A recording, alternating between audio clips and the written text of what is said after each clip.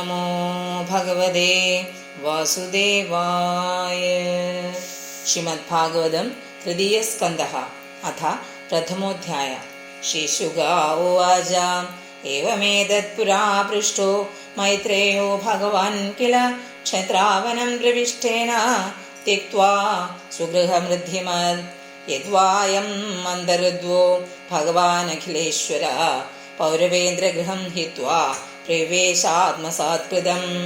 രാജോവാച കുത്രക്ഷത്തുർഭഗവത മൈത്രേയാണാ സസംഗമ കഥാ വാ സഹ സംവാദ ഏതദ്വർണ്ണയ ന പ്രഭോ ന ഹ്യൽപാർത്ഥോദയസ്തസ്യ വിതുരസ്യാമലാത്മന തസ്മിൻ വരീയസി പ്രശ്നസാധുവാദോപബൃംഹിത.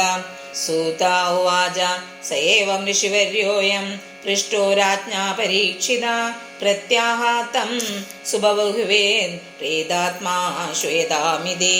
ശ്രീശുക ഉവാച യഥാ തു രാജാ സുസുദാന സാധൂൻ പുഷ്ണന്ന ധർമ്മേണ വിനഷ്ടദൃഷ്ടി ഭ്രാതുര്യവിഷ്ടസ്യ സുതാൻ വിബന്ധൂൻ പ്രവേശ്യലാക്ഷാ ഭവനേ ദദാഹ.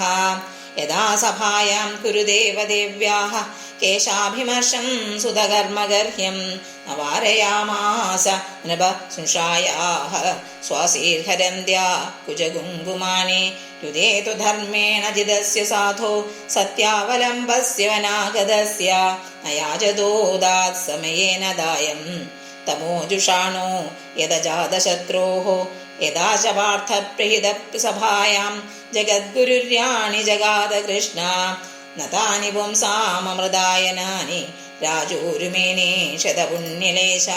സർവത്ര ഗോവിന്ദ നാമ സങ്കീർത്തനം ഗോവിന്ദ ഗോവിന്ദ.